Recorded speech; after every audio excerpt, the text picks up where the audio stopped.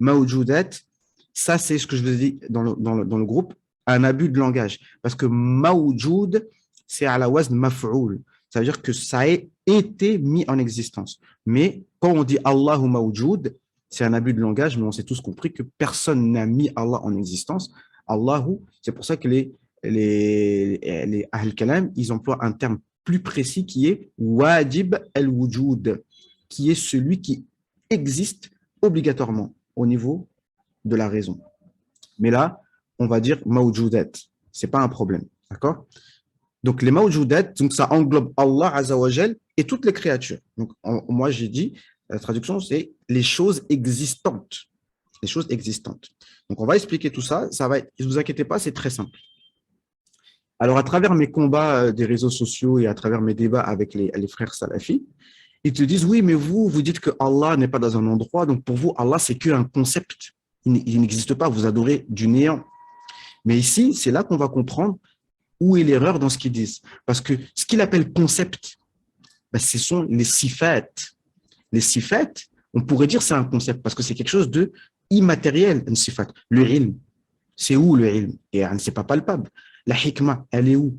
El qudra, le mot qudra, elle est où? D'accord? Tout ça, effectivement, ça s'appelle des ma'ani. C'est pas quelque chose de palpable. Comme la liberté. Elle est où la liberté? Tu peux attraper la liberté, non?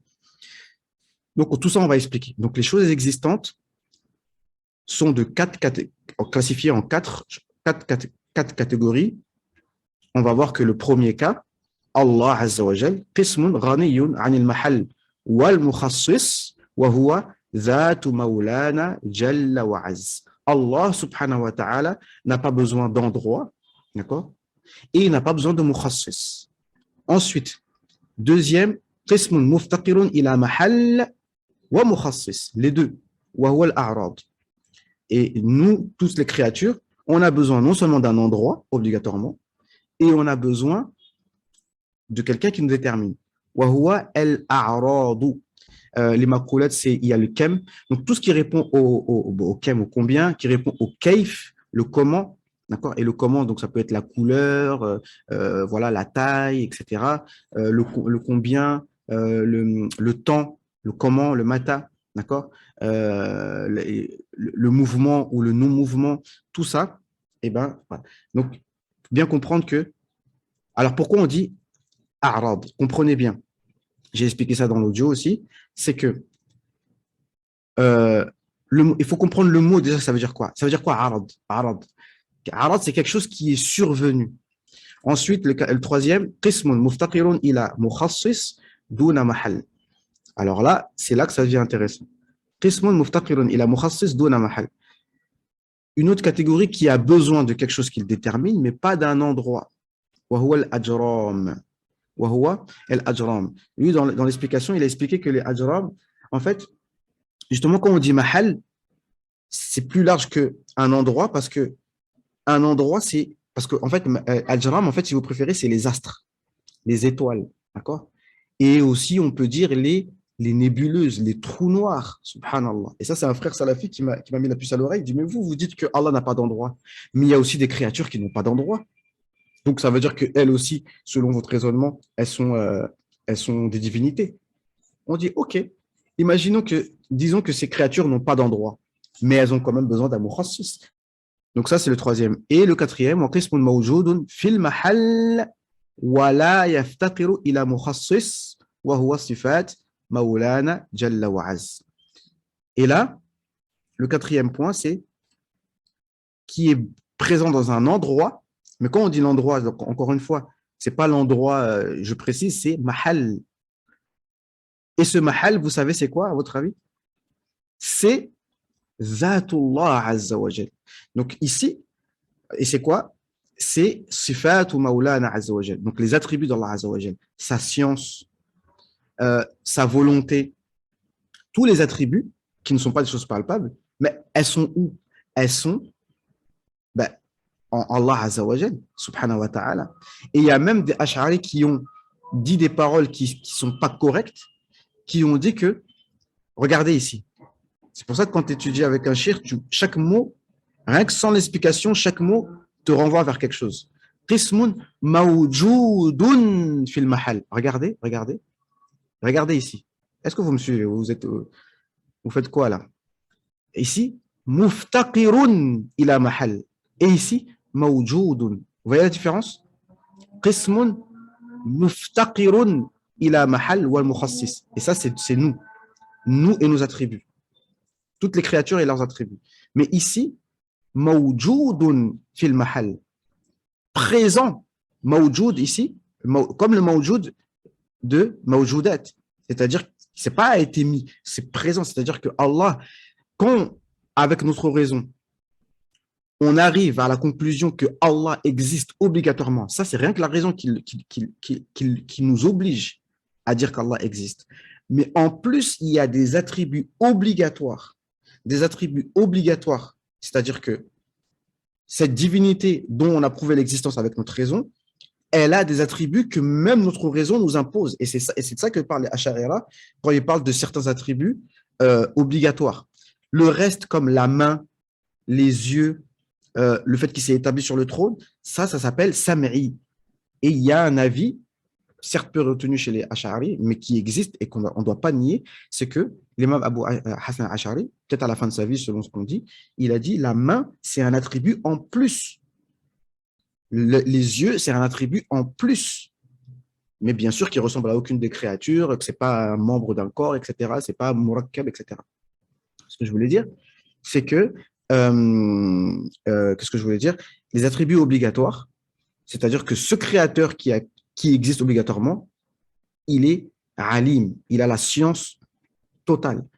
Il est Sami' Basir. Même ça, Sami' Basir, on va dire, mais bien sûr qu'il voit tout. Qu'il est vivant et tous les 7 attributs et qui n'a besoin de rien, qui est qayyum. D'accord? Donc ici, mawjoudun. Et tous ces attributs obligatoires, ils sont en Allah Azza wa Jal. Donc Allah, si tu préfères, est l'endroit dans lequel sont ces attributs, mais Allah lui-même n'est pas dans un endroit. Est-ce que vous comprenez? Parce qu'effectivement, là, si on ne dit pas ça, les autres ont raison de dire que, en fait, pour vous, Allah, c'est un concept. En fait, Allah n'existe pas. Non, bien sûr qu'Allah existe. Et Allah existe, la zat, il a la personne d'Allah Azza wa Jal, mais pas dans un endroit. D'accord? Et même le fait de dire pas dans un endroit, c'est dur à comprendre, mais même des créatures sont pratiquement considérées comme n'étant pas dans un endroit, les trous noirs. Et peut-être, Allahu A'lam, que c'est ça les portes vers les cieux, comme on voit dans Slider et tout ça là.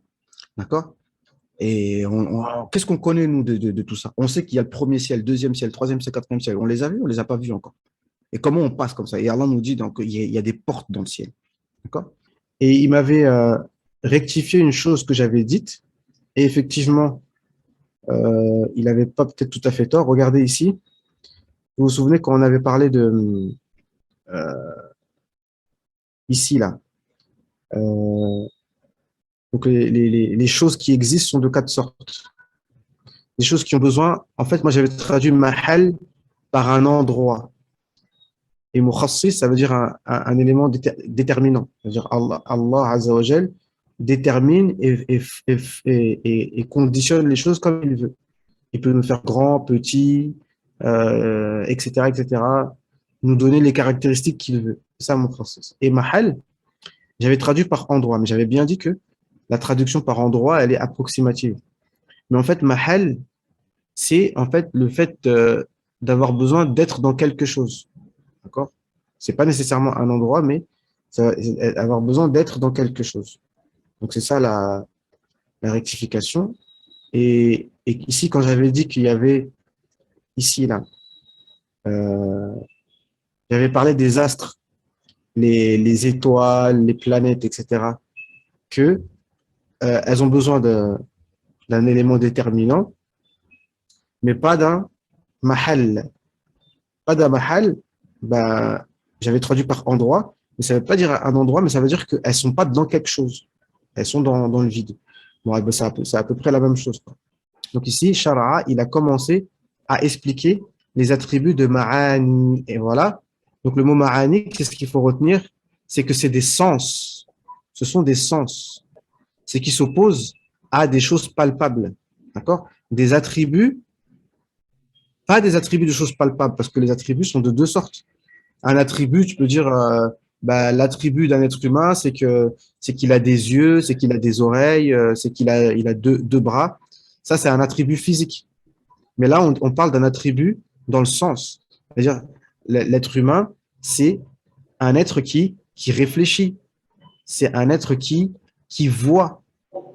D'accord? Mais voir, ça ne se limite pas nécessairement à avoir une pupille. Parce que quand on dort, eh bien, on voit des choses. Et lorsqu'on dort, on entend des choses. Mais ce n'est pas lié directement à notre tympan. D'accord? Et puis, plein d'attributs, plein d'attributs qui sont, voilà, tu es libre, tu es intelligent. Est-ce que l'intelligence, c'est quelque chose de palpable? Non. Avoir un bon comportement, un bon caractère, être généreux. D'accord? Donc, ça s'appelle ma'ani, ma'na, sifat ma'na. وهي صفات وجودية التي يتصف بها المولى تبارك وتعالى. Donc ici, ce sont des attributs wujudiyya. Quand on dit wujudiyya, ça veut dire ce sont des attributs obligatoires, on pourrait dire. Que Allah subhanahu wa ta'ala a ces attributs-là de toute éternité et de manière obligatoire. Et à chaque fois, ces attributs-là, en fait, on verra après qu'il y a trois choses. Donc, wujudiyya, ça veut dire que c'est obligatoirement de toute éternité. Et qui sont, attention les micros s'il vous plaît, et aussi,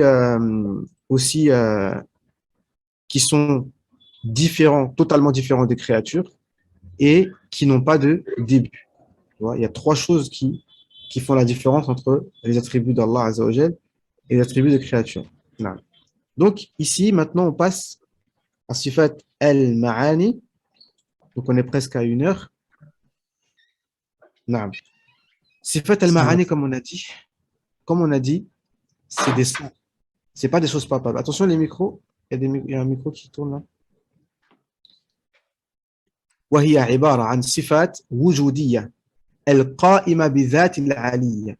Donc ce sont des attributs qui existent, on va dire, de toute éternité. القائمة بذات العلية, c'est-à-dire que des attributs qui tiennent يعني, par la personne d'Allah subhanahu wa ta'ala. Ça c'est sur le وهي 7 صفات. Et c'est 7 attributs, 7. Et si on dit 7, bien évidemment, ça ne veut pas dire que on reconnaît que 7 attributs et que les autres, on ne les reconnaît pas. Ça, c'est parmi les mensonges que les autres disent sur les Ash'ari. D'accord? Mais ce sont des sifat, si on préfère, qui, la plupart des autres attributs sont liés à ces attributs-là. D'accord? Al-irada, al-ilm, al-hayat, al-sam' wal-basar wal-kalam.